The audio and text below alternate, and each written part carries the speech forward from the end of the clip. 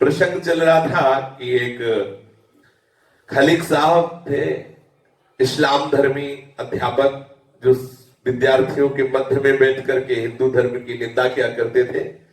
चक्रधर जी को यह पसंद नहीं हुई उनकी बात। कई बार प्रार्थना की कि साहब आप हमारे इस्लाम धर्म से युक्त होकर के आप हमारे हिंदू धर्म की निंदा करते हैं, ठीक नहीं। लेकिन और वो क्रोधित हो जाते।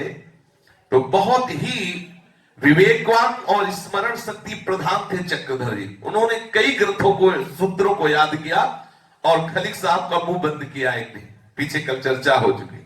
तब खलीक जो इस्लाम धर्म के थे, उन्होंने निश्चय किया कि इस विद्यार्थी को मैं अंग्रेजों से दंड दिलाऊंगा। संयोग बना, एक दिन कुछ छात्रों ने गया के जिला स्कूल पर अंग्रेजी झंडा यूनियन जैक जो फहरा रहा था, तो जो अपने भारतीय नौजवान थे बच्चे, उन्होंने कहा कि हमारे ही देश में विदेशियों का झंडा फहरा रहा है, ये हमें बर्दाश्त नहीं। तो चढ़ गए ऊपर और उस झंडे को उतार के फेंक दिया। उसकी जगह तिरंगा झंडा जो अपने देश का है वो लगा दिया। यद्यपि उस झंडे में फहराने के समय चक्रधर जी नहीं थे, परंतु मास्टर खलीक साहब को बदला लेने का मौका मिला। उन्होंने झूठी शिकायत कर दी अंग्रेजों से कि ये झंडा फहराने का प्लान और झंडा फहराना ये चक्रधर मिश्र ने ही किया है। सरकारी जिसको वजीफा मिलता है, अंग्रेज कलेक्टर जो था वो बड़ा रोष प्रकट किया। सरकारी वजीफा पाने वाले विद्यार्थी सरकार के विरुद्ध कार्य कर रहे हैं, उसका नाम चक्रधर है। सरकारी ब्लैक लिस्ट, अंग्रेजी विरोधी व्यक्तियों की तालिका में चक्रधर जी का नाम चढ़ा लिया गया। शिकायत कर चुकने के बाद मास्टर ने कहा चक्रधर जी से, अब बच्चू देख, बड़ा बुद्धिमान बनता था, बड़े ग्रंथों को पढ़ के आया था हमारा मुंह बंद करने के लिए। अब देख मेरे विरोध का मजा तुझे कैसा चखने को मिलेगा। अब मैं देखूंगा कि तू कैसे आगे क्लास में पढ़ सकता है। तेरा वजीफा बंद करवा दूंगा, तुझे स्कूल से निकलवा दूंगा, तुझे अंग्रेजों से दंड दिलाऊंगा। चक्रधर जी ने कहा मास्टर, मेरी पढ़ाई छुड़वा सकते हो, छुड़वा दो, मुझे पिटवा सकते हो, पिटवा दो, लेकिन मैं अपने धर्म और देश पर मर मिटने के लिए पुकार पुकार के बोलूंगा, तुमसे दबने वाला नहीं। ऐसा चक्रधर स्वदेशी आंदोलन में अति सक्रिय रूप से फिर भाग लेने लगे। चक्रधर ने देश की आजादी के लिए बहुत कष्ट सहे। उनकी देशभक्ति पूर्ण गतिविधियों को देखकर अंग्रेजी सरकार उन्हें गिरफ्तार करना चाहती थी, परंतु पुलिस के हाथ लग नहीं पाते थे। चक्रधर कांग्रेस के एक सक्रिय कार्यकर्ता थे।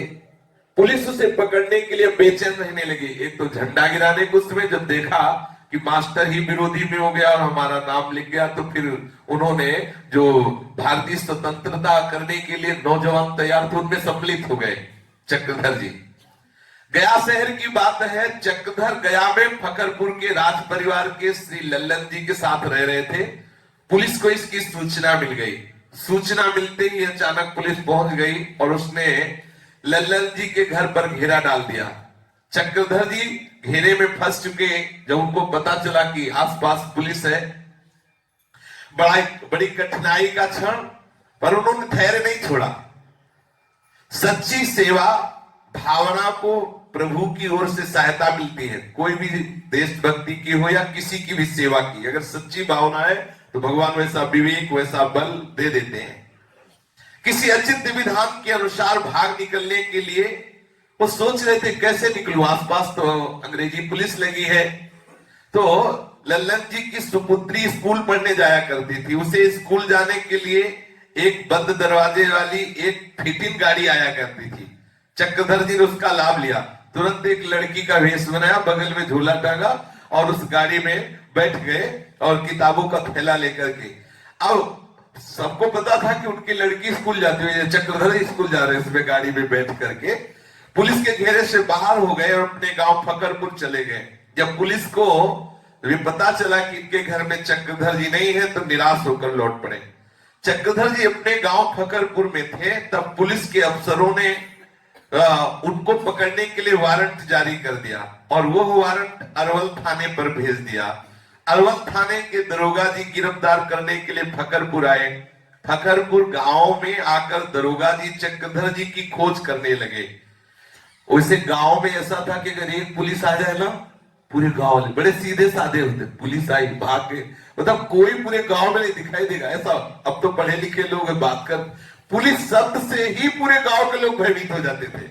उस समय गांव के कई लड़के खेल कूद कर रहे थे, जे भी देखा लाल पगड़ी पुलिस, हंसना खेलना सब बंद, सब भाग गए, तितर बितर हो गए।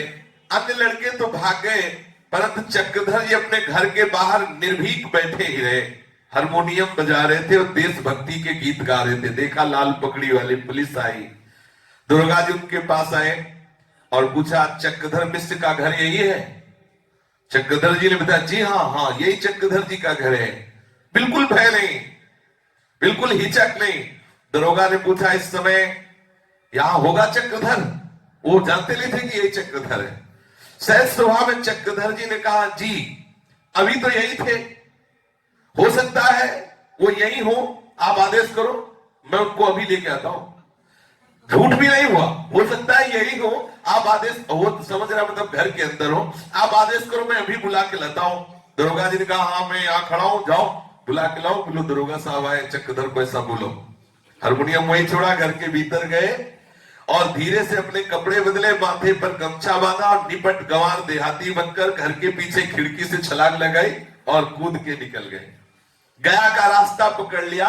थोड़ी देर तक दरोगा जी घर के बाहर खड़े रहे, प्रतीक्षा करते रहे, परंतु जब लौटना ना हुआ तो अंदर गए, तलाशी ली तो वहां थे ही नहीं। समझ गए कि हमें चकमा दे के निकल गया, वही चक्रधर था। ऐसा चक्रधर मिश्र पुलिस की आंख में धूल झोंक कर गया पहुंच गए। वहां पहुंचने के दूसरे या तीसरे दिन आजाद पार्क में सार्वजनिक सभा थी। सभा में चक्रधर जी का देशभक्ति पर भाषण होने वाला था। भाषण सुनने के लिए दूर दूर से नवयुवक वहां आए हुए थे।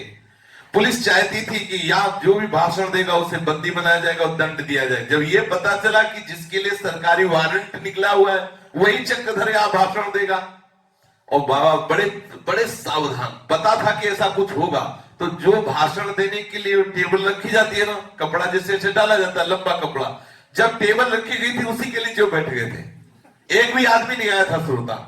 अब धीरे धीरे श्रोता आना शुरू हुआ, पुलिस लगनी शुरू हुई कि यहाँ जरूर भाषण होगा, अब देखना है कि यही आएगा, जरूर बोलने आएगा उसे, और वो पहले ही टेबल रखने के साथ ही पहले ही बैठे उससे नीचे। पुलिस ने आजाद पार्क को चारों ओर से घेर लिया इसलिए कि जे भी चक्रधर सभा में भाषण देने के लिए आएगा, पार्क में घुसने के पहले ही उसे बंदी बना लिया जाएगा। पार्क में चक्रधर का जोशीला भाषण सुनने के लिए हजारों की भीड़ इकट्ठा हुई। सभा का कार्यक्रम शुरू हो गया, परंतु चक्रधर कहीं भी दिखलाई नहीं दिए। जनता के दिल में उत्सुकता थी कि चक्रधर कब आएंगे और कहां से बोलेंगे। किसी को पता, सबको थोड़ी पता था। पुलिस की आंखों में बस एक ही, वो चक्रधर कहां से आ रहा है, बस यही तलाश थी। चक्रधर को गिरफ्तार करने के लिए स्वयं कलेक्टर भी आए हुए थे, क्योंकि उस नौजवानों को भड़का रहे थे। स्वतंत्रता के लिए नौजवानों को अपने पक्ष में सम्मिलित करके अंग्रेजों के विपक्ष में कर रहे थे। कुछ लोगों का साधारण भाषण हुआ। सभा संयोजक ने सूचना देते हुए बतलाया कि भाई चक्रधर मिश्र का भाषण होगा। जनता की उत्सुकता और पुलिस की बेचैनी कि कहां से आएगा चक्रधर। आसपास तो जब शुरू ही हुआ था लोगों का आना, तब से पुलिस लगी थी, चक्रधर आएगा कहां से। सबकी खोज थी कि चक्रधर कहां है। चक्रधर जी टेबल का पर्दा हटाकर टेबल पर चढ़ गए और ऊपर भाषण शुरू कर दिया।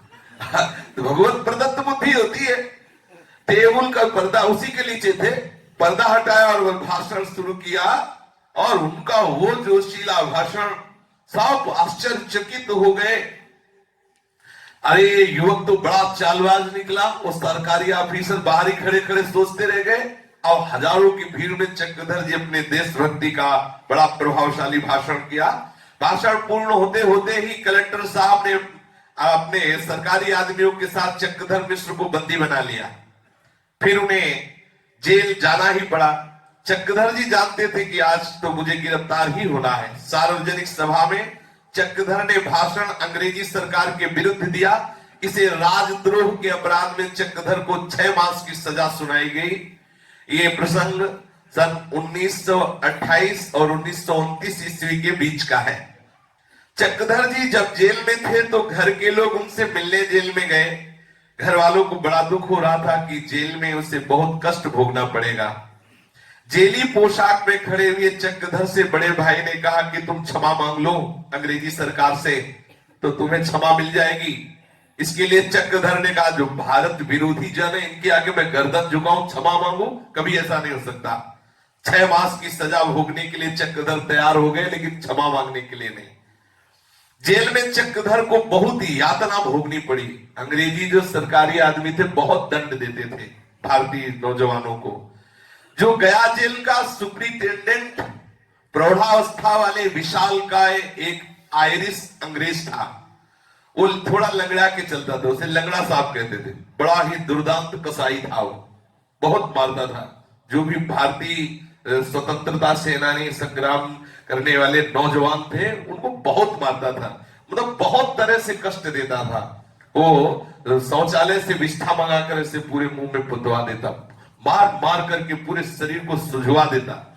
जब वो जेल का निरीक्षण करने के लिए आता तो कैदियों से सबको पहले उसके आदमी बोलते हैं कि जो ही साहब आए तो सब बोलो सर झुकाकर सलाम साहब, सब ऐसे जितने भी भारतीय सैनिक जो पकड़े गए थे स्वतंत्रता के लिए, कैदी साहब भयवश सलाम करते हो। बड़ा तगड़ा था, अगर कोई सलाम नहीं करता तो बहुत मारता, गिरा के छाती में बूटों से रोकता, खून की उल्टी हो करता। पर वो मतलब बहुत कसाई था, खूंखार बन जाता। चक्रधर जी ऐसा कैसे हो सकता है कि सलाम कह के सर झुका दे, ऐसा नहीं। चक्रधर कांग्रेस कमेटी के थे, चक्रधर पर बड़ी कड़ी नजर रखी जाती थी। जब कैदियों को देखने के लिए लंगड़ा साहब आया तो उसने चक्रधर से भी, जो उनके सैनिक थे, बोले कि साहब आ रहे हैं। और पद्धति ये थी कि ऐसे दोनों हाथ करके और ऐसे सर झुका के बोलो सलाम साहब, ऐसा बोलना होगा। दोनों हाथ ऐसे रखो और बोलो कि सलाम, ऐसा। चक्रधर जी सुने और चुपचाप जैसे कि तैसे ऐसे खड़े रहे। वो नजदीक आया दोबारा, वही अंग्रेज, और ऐसे आंख मिला के बोला तुम्हें सलाम बोलना नहीं आता? चक्रधर बिल्कुल सीधे खड़े रहे, सर झुकाया ना ऐसा कुछ किया। तिवारा कहने पर भी ना कोई उत्तर दिया, ना तनिक भी झुके, बिल्कुल सीधे ऐसे खड़े रहे। वो क्रोध से भड़क उठा, उसने बड़ी जोर से घूसा सीधे यहां मारा नाक पे, ऐसा लगा आंख फूट जाएगी। नाक में घुसा लग, अब बहुत जोर से घुसा, खून खून एकदम, और मूर्छा गई, चक्रधर जी को गिर गए। चक्रधर जी को जेल के अस्पताल में भर्ती करा दिया गया। 15-20 दिन तक लगातार अस्पताल में भर्ती रहना पड़ा। ऐसा हो तगड़ा तंदुरुस्त है, सब मांस खाने वाले लोग, ऐसे जोर से घुसा मारा कि सब टूट गया यहाँ, और 15-20 दिन तक उनके खून आता रहा, उसको दवा दी गई। अस्पताल में चक्रधर जी रहे। बार बार चक्रधर जी को देख रहा था कि अब तो बहुत दुर्गति भोगनी पड़ेगी, क्योंकि अंग्रेज लोग ऐसे कसाई हैं। तभी तो अंग्रेजों से घृणा थी। ये जो भारतीय लोग थे ना, अब तो मतलब अपने लोग जानते ही नहीं कि कितना कष्ट दिया इन लोगों। तो उस समय जिन्होंने कष्ट सहाय, तो इस घृणा, राधा बाबा को भी घृणा थी, संत बनने के बाद भी घृणा थी। जब अंग्रेज को देखते तो घृणा आ जाती। फिर इस घृणा को दूर करने के लिए बाबा ने फिर भगवत भावना की, नहीं तो बहुत सताया। ऐसा चक्रधर जी को दिख रहा था कि अब अस्पताल से निकलते फिर मुझे दुर्गति भोगनी पड़ेगी, मुझे बहुत मार पड़ेगी। इस विपत्ति के क्षण में चक्रधर जी को अपने गांव के कुम्हार की याद आई। वो जो कुम्हार था वो भक्त था, वो मिट्टी के बर्तन बनाता था। रात्रि में 2 बजे उठ करके बड़ी जोर से पुकारता, तेरे मालिक है दीनानाथ, सोच मन काहे को करे, तेरे मालिक है दीनानाथ, सोच मन काहे को करे। एक लाइन वो जोर जोर से गाता था। गरीब था, मिट्टी के बर्तन बनाता, कभी 2-4 पैसे के बर्तन बिक जाते, उसे खान पान हर व्यवस्था के लिए सोचना पड़ता। तो ये एक लाइन जोर जोर से 2 बजे रात्रि से गाना शुरू करता, तेरे मालिक है दीनानाथ, सोच मन काहे को करे। और बाबा का उस समय विद्यार्थी जीवन था, तो उठ बैठते और बहुत झुल्लाते कि 2 बजे से हल्ला मचाना शुरू कर दिया, तेरे मालिक है दीनानाथ, सोच मन काहे को करे। अरे भजन करना है तो अंदर अंदर कर, हम विद्यार्थी है, रात में जगा देता है, चिढ़ करके बेकार की ये बातें बोलता रहता है। ऐसा चक्रधर जी बोलते हैं। उस कुम्हार ने कहा, बच्चा, जब जीवन संकट में होता है तो कोई काम नहीं देता, केवल मालिक काम देता है। ये बात ध्यान आई चक्रधर जी को, ये बात ध्यान आई उस कुम्हार की कि अब जीवन संकट में है, कोई हमारा साथी नहीं है। इस समय वो पंक्ति याद आई कुम्हार की, तेरे मालिक है दीनानाथ, सोच मन काहे को करे। उस समय इस पंक्ति को बार बार राधा बाबा दोहराने लगे चक्रधर जी। सच्ची बात यही है कि तीनों के नाथ भगवान ही मुझे संकट से उबार सकते हैं, ऐसा चक्रधर जी ने निश्चय किया। उस कुम्हार की बात अब रह रह करके चक्रधर जी को याद आ रही थी। चक्रधर जी मन ही मन भगवान से प्रार्थना कर रहे थे कि इस संकट से उबार लीजिए। चक्रधर अस्पताल से जेल में आ गए। अब वो लगड़ा साहब जेल का निरीक्षण करने के लिए कई बार आया और उसका व्यवहार अन्य कैदियों के साथ वैसे ही पूरा क्रूर रहा, पर पता नहीं क्या हुआ कि वो चक्रधर जी के सामने आकर वहां खड़ा ही नहीं होता, आगे चला जाता। ये भगवान की प्रार्थना का चमत्कार कि वो सबके सामने खड़ा होकर वैसे ही क्रूर व्यवहार करता, लेकिन जब चक्रधर जी के सामने आता तो उसके पैर ही नहीं रुकते, आगे बढ़ जाते। दोबारा चक्रधर जी से बात भी नहीं की। चक्रधर जी को बड़ा आश्चर्य होता कि ये तो केवल मेरे भगवान का चमत्कार है, केवल मेरे भगवान का चमत्कार है। जेल के अंदर कोल्हू से तेल पिरवाना, चक्की से आटा पिसाना, खेत में पानी सींचना, बड़े बड़े कठिन सेवाएं भारतीय नौजवानों से अंग्रेज लोग लेते। 6 मास की सजा भोगने के बाद चक्रधर जी जेल से बाहर आए, पर जब उसके मन का झुकाव क्रांतिकारी गतिविधियों की ओर से कम नहीं हुआ। उनके मन में आया, भले प्राण निकल जाए लेकिन हमारा देश स्वतंत्र होना चाहिए। जेल से बाहर आने के बाद घर वालों ने कहा कि तुम क्या कर रहे हो, नया नया ब्याह हुआ था और राजनीतिक कार्यों में भाग लेकर के पूरे घर की सब समस्याएं बढ़ाते चले जा रहे हो, तुम इधर ध्यान क्यों दे रहे हो राजनीतिक कार्यों में। राजनीतिक कार्यकर्ता के रूप में चक्रधर जी ने इधर उधर भागना, दंड सहना, भूखे प्यासे रहना ये स्वीकार किया, सुखपूर्वक घर में रहना नहीं।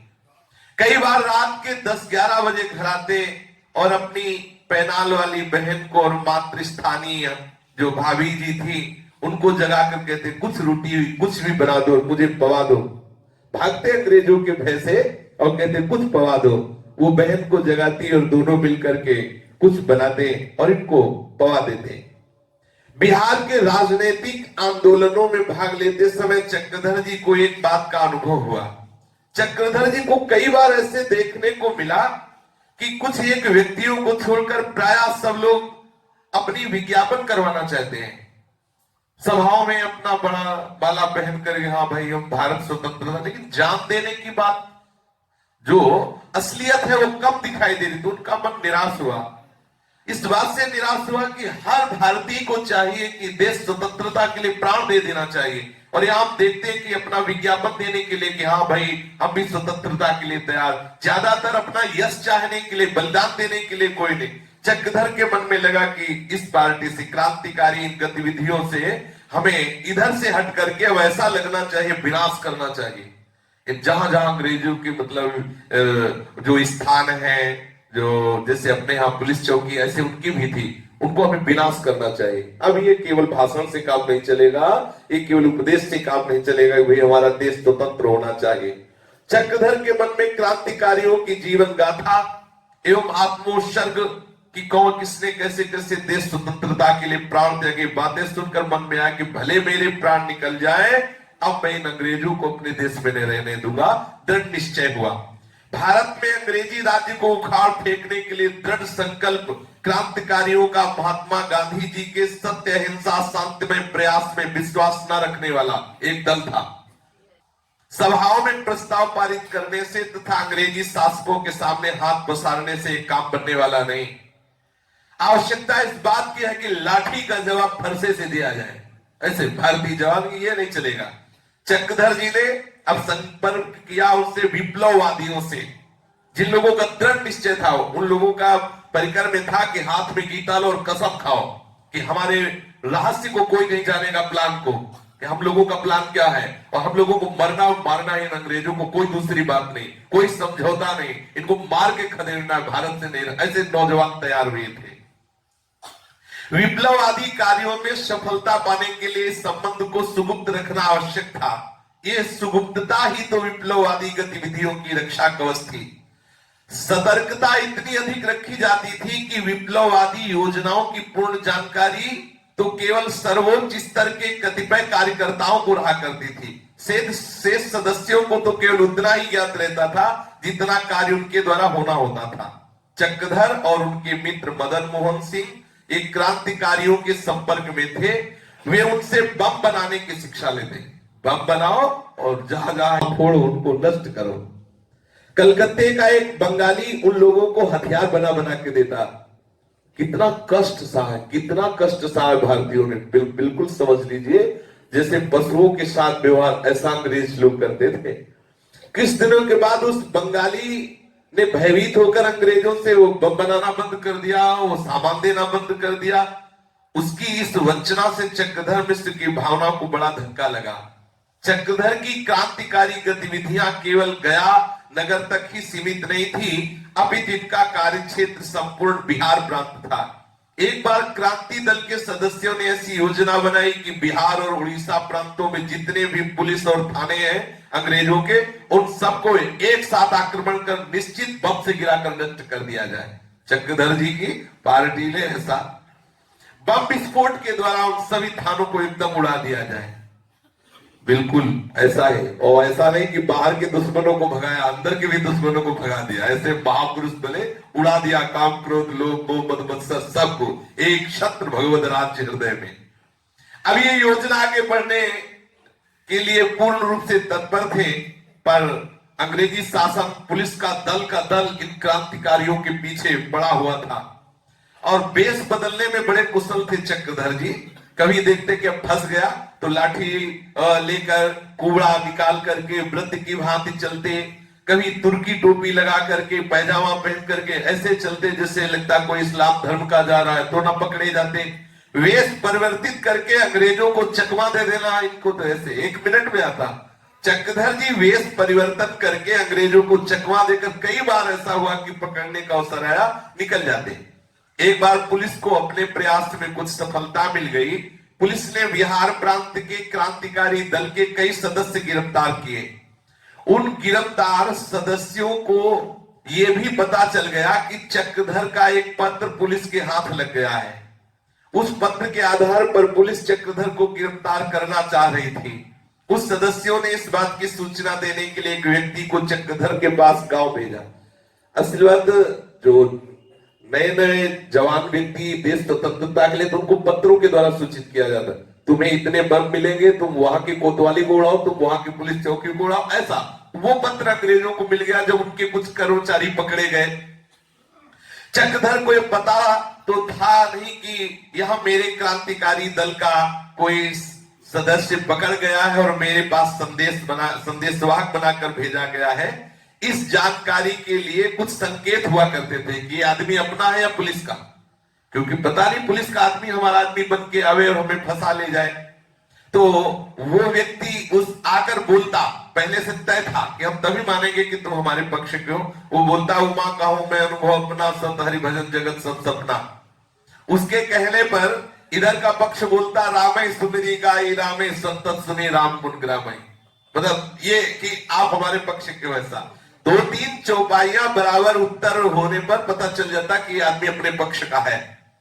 किस चौपाई के बाद कौन सी चौपाई का क्रम है ये वही बोल सकता था जो विप्लववादियों के संगठन में था। बाहरी कोई नहीं था। अगर कोई एक चौपाई सुनेगा तो क्रम गलत हो गया तो पकड़ लो, वो अपने पक्ष का नहीं है। ऐसा बहुत सूक्ष्मता की बात है भाई, विदेशी शासन को मिटाना। सारी बात पूर्व निर्धारित क्रम के अनुसार चल रही थी और अगर चौपाई क्रम से चले तो मान लिया जाता वो व्यक्ति अपना है। उस व्यक्ति ने आकर संदेश दिया, यदि तुम अभी तक गिरफ्तार नहीं हुई तो तुरंत फरार हो जाओ। तुम्हारा एक पत्र पकड़ लिया गया है, उस पत्र के आधार पर पुलिस तुमको गिरफ्तार करने के लिए अत्यधिक सक्रिय है। हम लोग तो गिरफ्तार हो चुके हैं, जो इनके साथी थे उन्होंने उस आदमी को पत्र दे के भेजा था। तो आदमी बता रहा था कि उस पत्र में लिखा था कि अगर तुम गिरफ्तार नहीं हुए तो भाग जाओ, तुम्हारा पत्र पकड़ गया। अलग अलग पत्र भेजे गए थे नौजवानों को कि तुम अलग वहां की पुलिस चौकी बम से उड़ाओगे, तुम वहां वो पत्र मिलाओ। वो पत्र में था चक्रधर जी के दस्तखत। फंस गए कि ये तो प्रधान ही है। जेल में अंग्रेज लोग बड़ी दुर्दशा कर रहे हैं, बड़ी भोगनी पड़ रही दुर्दशा, तुम काल के मुंह में क्यों आओगे, भागो, मत पकड़ में आना। इस संदेश के पाते ही अपने बचाव का उपाय कर लेना। इस संदेश के मिलते ही चक्रधर को परिस्थिति की गंभीरता का अनुमान हो गया। चक्रधर जी ने उस व्यक्ति से पूछा, तुम्हारी मैं क्या सेवा करूं? उस व्यक्ति ने कहा, 48 मील पैदल चल करके भागता हुआ लोगों की दृष्टि बचाकर तुम्हें सूचना देने आया हूं। उसने कहा, हो सके तो मुझे 2 रुपया की व्यवस्था करा दो, तो मैं किसी सवारी से वापस चला जाऊं। चक्रधर जी तुरंत अपने घर में गए और मां से कहा, मां तू मुझे 3-4 रुपए दे दे, किसी आवश्यक कार्य से मुझे गया भी जाना है। उन दिनों 4 रुपए आज के कई सौ रुपए के बराबर होते। मां ने कहा, भोजन कर ले तब गया जाना, भोजन बन चुका है। चक्रधर ने कहा, भोजन करने का समय नहीं, तू देर मत कर, रुपया दे दे। मां ने रुपया दे दिया। चक्रधर ने 2 रुपया उस व्यक्ति को दिया जो सूचना लाया था, और शेष अपने पास रख ले। रुपया मिलने के बाद वो व्यक्ति वापस चला गया। चक्रधर जी भेष बदलने का सामान अपने थैले में लेकर घर से निकल पड़े। जो रास्ता गांव से सीधे गया नगर को जाता था, वह रास्ता चक्रधर जी ने छोड़ दिया। खेतों के टेढ़े मेढ़े रास्ते से होकर अरहर के खेतों को पार करते हुए चक्रधर चलने लगे। 1-2 मील चल लेने पर जहां सुनसान स्थान मिलता, वहां अपना वेश बदल लेते। अरहर के पेड़ बड़े बड़े होते हैं, उनके बीच में छुप करके वेश बदलते कि कोई जान न पावे, कोई वेश बदलते देख न ले। कभी पैदल कभी सवारी से चलते हुए चक्रधर जी गया पहुंच गए। चक्रधर रात को सीधे राजा साहब के घर गए। श्री राजा साहब का नाम था अभिमुक्तेश्वर बहादुर सिन्हा। चक्रधर के पिताजी इन्हीं के राजकुल पुरोहित थे। राजा साहब चक्रधर जी को बहुत प्यार करते थे, बहुत सम्मान देते थे। इस समय चक्रधर जी को देखकर चौंक गए और कहने लगे, इस समय आप कैसे आ गए? चक्रधर ने कहा, मैं इसी समय गांव से यहाँ गया पहुंचा हूं। राजा साहब ने कहा, मैंने सुना है कि तुम्हारे नाम का अंग्रेजी सरकार ने वारंट निकाल दिया है और पुलिस तुम्हें गिरफ्तार करने के लिए दौड़ धूप कर रही है। ऐसी परिस्थिति में तुम गया में घूम रहे हो? चक्रधर ने कहा, वारंट है, इसीलिए मैं रात भर के लिए आपके यहाँ आया हूं। यदि आपके मन में तनिक भी भय ना हो तो मैं रुक जाऊं, नहीं तो अभी चला जाऊं। राजा साहब ने कहा, भय का प्रश्न नहीं है, यहां संदेह रहित मन से रहो, पर तुम्हारे लिए मन में चिंता तो उत्पन्न होती ही है। चक्रधर ने आश्वस्त करते हुए कहा, मैं रात बीतते बीतते सूर्योदय होने के पहले इस स्थान से चला जाऊंगा, किसी को पता नहीं लगेगा। राजा साहब ने तुरंत भोजन बनवाया। चक्रधर थाके मांदे तो थे ही, भोजन करके गहरी नींद में सो गए। प्रभात होते ही शौचालय से निवृत्त होने के बहाने से चक्रधर फल्गु नदी के पार किया। पुलिस की गतिविधियों की जानकारी प्राप्त करने के लिए चक्रधर चाहते थे कि मुझे एक चिकित्सा प्रमाण मिले, मेडिकल सर्टिफिकेट। अगर वो चिकित्सा प्रमाण पत्र मिल जाए जिसके आधार पर राजा साहब के यहाँ रहा जा सकता है, फिर पुलिस द्वारा होने वाली खोज में पकड़ लिए जाने पर भी राजा साहब पर कोई आंच नहीं आएगी। राजा साहब के एक परिचित डॉक्टर साहब के पास चक्रधर जी गए और उन्हें एक प्रकार से पारिवारिक चिकित्सक ही कहना चाहिए, कुशल चिकित्सक के रूप में उनकी बड़ी ख्याति थी। उन डॉक्टर साहब से चक्रधर जी ने कहा, आप मुझे एक चिकित्सा प्रमाण पत्र दे दें। डॉक्टर साहब ने कहा, जब तुम बीमार ही नहीं हो तो तुमको चिकित्सा प्रमाण पत्र कैसे दे दूं? चक्रधर ने कहा, मुझे चिकित्सा प्रमाण पत्र की बड़ी आवश्यकता है, आप अपने रजिस्टर में मेरा नाम चढ़ाकर तथा दवा देकर मुझे प्रमाण पत्र दे दीजिए। सारी परिस्थितियां समझाई कि देखो इस समय देश संकट में है, इस सत्य बात में मत फंसो कि हम बीमार नहीं, आप हमें प्रमाण पत्र दो बीमारी का।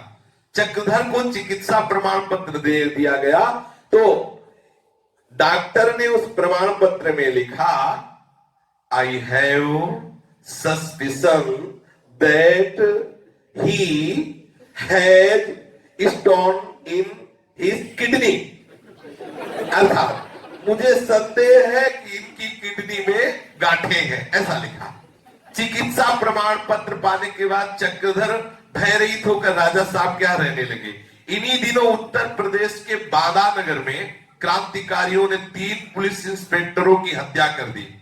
इस हत्या के बाद क्रांतिकारियों ने वो जो जहां पुलिस रहती वहां आग लगा दी, पुलिस वालों को मार दिया। तो उनके समर्थकों एवं सहयोगियों को अंग्रेजी सरकार के ऑफिसर लोग पकड़ रहे थे। संदेह के नाम पर लोगों को गिरफ्तार करके बहुत कड़े कड़े कष्ट दिए जा रहे थे। और उसी समय चक्रधर जी के हाथ का लिखा हुआ पत्र मिल गया। अब वो पत्र में चक्रधर जी ने अपने हाथ से लिखा था, मैं बंदा परसों आऊंगा। तो अंग्रेजों ने बंदा का अर्थ सीधे बांदा से जोड़ दिया जहां घटना हुई थी। तो उनको लगा सारा का सारा इसी के ही आदेश से ये कार्य हो रहा है। पुलिस चक्रधर जी के पीछे पड़ गई। कॉन्स्पिरेसी एगेंस्ट द क्राउन, अंग्रेजी शासन के विरुद्ध षड्यंत्र के अपराध में चक्रधर जी को पुलिस घेरना प्रारंभ कर दिया। उधर पुलिस वाले पत्र के आधार पर चक्रधर को अपराधी सिद्ध करने के लिए प्रयत्नशील थे और इधर चक्रधर जी मन की भावनाएं कुछ और ही हो रही थी। जब चक्रधर जी को पता चला कि मेरा एक पत्र पकड़ा गया है, उस पत्र में एक शब्द था बंदा, और बंदा का अर्थ बाधा से लगा लिया गया। जहां घटनाएं घटी थी वहां के लोगों ने पुलिस चौकियों में आग लगा दी थी, पुलिस वालों को मार दिया था जो अंग्रेजी पुलिस वाले थे। तो न्यायालय से दंड दिलवाने की योजना बनाकर अंग्रेजी सरकार ने गिरफ्तार करना चाहा चक्रधर जी। चक्रधर ने भगवान को अपनी पूरी ईमानदारी से प्रार्थना की कि आप सर्वज्ञ हैं, आप जानते हैं, वैसे प्लान ऐसा ही था लेकिन वो मेरे द्वारा नहीं किया गया है, आपसे कोई छिपा नहीं। यदि बाधा में मारे गए पुलिस इंस्पेक्टरों की हत्या में अथवा हत्या योजना में किसी भी स्तर पर किसी भी प्रकार से मेरा तनिक हाथ हो तो मुझे अवश्य जेल यातना मिले, पर यदि मेरा तनिक भी हाथ ना हो तो पुलिस के कोटि कोटि प्रयत्नों के बाद में मैं साफ साफ बच जाऊं। हे प्रभु मेरी सहायता करना। पुलिस का डीआईजी डिप्टी इंस्पेक्टर जनरल एक अंग्रेज था। उस प्रधान अंग्रेज अधिकारी का एक और सहयोगी उप अधिकारी था। इसके अतिरिक्त गुप्तचर विभाग के प्रधान का नाम था प्रदीप बाबू। ये तीनों वरिष्ठ अधिकारी कार्यालय में बैठकर चक्रधर के उस पत्र पर विचार विमर्श कर रहे थे।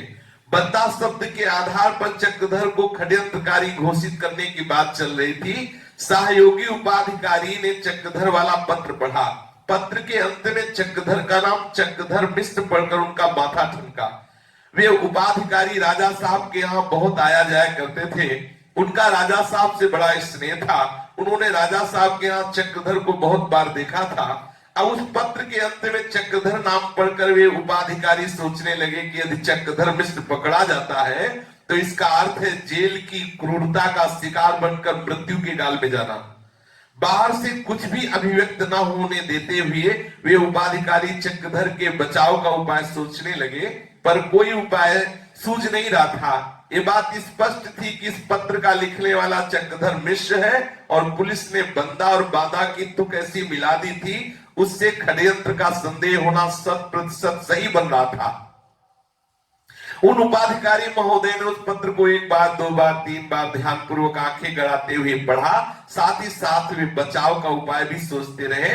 पत्र पढ़ चुकने के बाद उन उपाधिकारी महोदय ने अपने प्रधान से कहा, बंदा शब्द के आधार पर चक्रधर मिश्र के षड्यंत्रकारी होने का संदेह करना सही है, पर क्या इस पत्र का लिखने वाला वस्तुतः चक्रधर मिश्र ही है? प्रधान अंग्रेज अधिकारी ने पूछा, आपका क्या मतलब है? उपाधिकारी महोदय ने कहा, यह लिखावट संभवतः चक्रधर मिश्र के हाथ की नहीं है। यदि यह लिखावट चक्रधर मिश्र के हाथ की नहीं हुई और हम लोगों ने उसे गिरफ्तार कर लिया तो उसके विरुद्ध कार्रवाई करने में बड़ी परेशानी आएगी। फिर हम लोगों के पास कोई प्रमाण नहीं रहेगा जिसके आधार पर उसे दंडित करके जेल भेजा जा सके। गुप्तचर विभाग के प्रधान प्रदीप बाबू ने तुरंत प्रतिवाद किया और पूर्ण दृढ़ स्वर में कहा, यह पत्र चक्रधर मिश्र के हाथ का है और ये लिखावट उसी की है। उपाधिकारी महोदय ने पुनः प्रदीप बाबू की बात काट दी और अपनी बात गिर जाना प्रदीप बाबू को अच्छा नहीं लगा। वे अपने अंग्रेज अफसरों की खुशी और खुशामद को ही सब कुछ मानते थे। उनके लिए देश और धर्म, गाय और गीता, हिंदुत्व और देवत्व कोई महत्वपूर्ण नहीं था। प्रदीप बाबू की मान्यता थी कि चाहे सिर पर चोटी और शरीर पर जनेऊ रहे या न रहे, चाहे भारत का गौरव और भारतीयों का जीवन बचे न बचे, मेरी सरकारी कुर्सी और मेरे अंग्रेज अफसर बने रहे, जिससे मेरी खूब भोग विलासिता की वस्तुएं और खूब सुंदर सुंदर ये सब भोग मिलते रहे। नमक हलाली के नाम पर अंग्रेज शासकों के प्रति वफादारी दिखलाने वाले, उनकी वाहवाही प्राप्त करने के लिए प्रदीप बाबू बड़े विख्यात थे। प्रदीप बाबू ने बड़ी चेष्टा की और मेरे गुप्तचर विभाग द्वारा लगाया गया आरोप पूर्णतः स्थापित हो जाए। पर उस अंग्रेज अधिकारी ने प्रदीप बाबू की बात नहीं मानी। उस पुलिस कार्यालय में उन 3 वरिष्ठ अधिकारियों के मध्य जो विचार विनिमय हो रहा था, उसके अंत में यही निश्चित हुआ कि चक्रधर का पत्र लिखावट विशेषज्ञ के पास भेजा जाए और उसकी रिपोर्ट के आधार पर ही आगे की कार्यवाही की जाएगी। अब पुलिस विभाग को आवश्यकता थी चक्रधर के हाथ से लिखे गए कुछ अंशों की, जिसकी लिखावट से पत्र के लिखावट की तुलना लिखावट विशेषज्ञ कर सके और अपना निर्णय दे सके। पुलिस ने दौड़ धूप करके पता लगाया कि चक्रधर रुग्णावस्था में आजकल राजा साहब के मकान पर है और वो अपनी चिकित्सा करवा रहा है। कई सिपाहियों के साथ पुलिस अधिकारी राजा साहब के यहाँ आए। अपने घर पर राजा साहब ने उनका स्वागत किया। पुलिस अधिकारी ने कहा कि ऐसी जानकारी मिली है कि चक्रधर मिश्र आपके यहाँ है। आप विश्वास करें कि हम लोग उसे गिरफ्तार करने के लिए नहीं आए हैं, केवल उससे कुछ लिखवाना है। हम बोलते जाएंगे कि क्या लिखना है, जो हम बोले उसे वो लिख दे। राजा साहब ने बात चक्रधर के पास कहला दी। चक्रधर घर के भीतर छुपे हुए बैठे थे। बात बनाए हुए और रोगी की तरह चलते हुए पुलिस अधिकारी के सामने आए। ऐसा चेहरा बना लिया, ऐसा चाल चले कि मानो बहुत बीमार है। चक्रधर जी को बैठने के लिए कुर्सी दी गई। पुलिस अधिकारी ने कहा मुझे आपके हाथ की लिखावट चाहिए है, मैं जो जो कहूं वो आप लिखते जाए। चक्रधर सारी बात ज्ञात थी। चक्रधर लिख कर दे देने के लिए तैयार हो गए। पुलिस अधिकारी ने जो जो कहा चक्रधर जी वो सब लिखते गए। कई बातें कई तरह से लिखवाई। चक्रधर का असली पत्र तो पुलिस कार्यालय में था और उस पत्र की नकल इस पुलिस अधिकारी के पास थी। वो नकल पुलिस अधिकारी बोलता चला गया, चक्रधर जी लिखते गए, कभी तेजी गति से, कभी धीमी गति से, और कभी बिल्कुल धीमी गति से, कभी मध्यम गति से, कभी मिश्रित गति से, कभी मंद गति से। इस प्रकार वही पत्र कई बार लिखवाया गया, 11 बार लिखवाया गया। चक्रधर जी ये सब अपनी असली स्वाभाविक लिखावट में लिखते गए। लिखते समय चक्रधर जी मन ही मन भगवान से प्रार्थना कर रहे थे कि हे नाथ, मैं अपनी लिखावट में कोई बनावट नहीं लाऊंगा। इस समय बनावट का समावेश करना कोई बड़ी बात नहीं है। बनावट का समावेश लिखावट में सरलता पूर्वक हो सकता है, पर इस समय मैं वैसे ही लिखूंगा जैसे मुझे सहज में लिखना आता है। और आप तो जानते हैं कि जो घटना हुई है, जो इंस्पेक्टरों की हत्या हुई है, वो मेरे द्वारा नहीं हुई। ये बात सर्वथा सत्य है। इसी सत्य के आधार पर हे भगवान, मैं आपसे प्रार्थना करता हूं कि मुझ पर जो आरोप मढ़ा जा रहा है, इसमें पूर्णता निर्दोष आप ही सिद्ध करेंगे। चक्रधर जी ने अपनी लिखावट को बिगाड़ने का प्रयास नहीं किया। चक्रधर सत्य को पकड़े रहे, सत्य का आश्रय लिए हुए भगवान की कृपा की प्रतीक्षा करते रहे। अपना मनचाहा लिखवा कर पुलिस के लोग चले गए। ये सब लिखे गए अंश और वो असली पत्र पुलिस ने लिखावट विशेषज्ञ के पास भेज दिया। प्रदीप बाबू को पूर्ण विश्वास था कि मेरी बात ऊंची रहेगी, बात के कट जाने का कोई प्रश्न ही नहीं, क्योंकि ये असली पत्र है ही चक्रधर मिश्र के हाथ का। इस प्रकार उनका सोचना उचित था, वस्तुतः सर्वथा ही उचित था। पर महान आश्चर्य हुआ, लिखावट विशेषज्ञ ने अपनी रिपोर्ट में लिख दिया कि ये असली पत्र चक्रधर मिश्र के हाथ का नहीं है, ऐसा लिख दिया। इस रिपोर्ट को पढ़कर प्रदीप बाबू वो बहुत झुंझलाए, बड़े झल्लाए और लिखावट विशेषज्ञ की अयोग्यता और अंधेपन पर टीका टिप्पणी करने लगे। प्रदीप बाबू इतने से ही संतोष करने वाले नहीं थे। वो सारी सामग्री फिर एक दूसरे लिखावट विशेषज्ञ के पास भेजी। क्या आश्चर्य है कि दूसरे लिखावट विशेषज्ञ ने भी यही निर्णय दे दिया कि ये चक्रधर मिश्र के हाथ का पत्र नहीं और था उन्हीं के हाथ का। देखो भगवान की कैसी लीला कि दोनों के दोनों बोले ये पत्र उनका। इसके बाद वो सारी सामग्री तीसरे लिखावट विशेषज्ञ के पास गई। तीसरे ने भी शोध करके ये लिख दिया कि ये पत्र जो है ये चक्रधर मिश्र का नहीं। चक्रधर साफ साफ बच गए।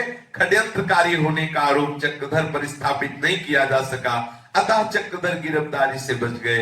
पुलिस चक्रधर को फंसा नहीं सकी। पुलिस की आंखों में चक्रधर सदैव चुभता रहता था। इसके आगे शेष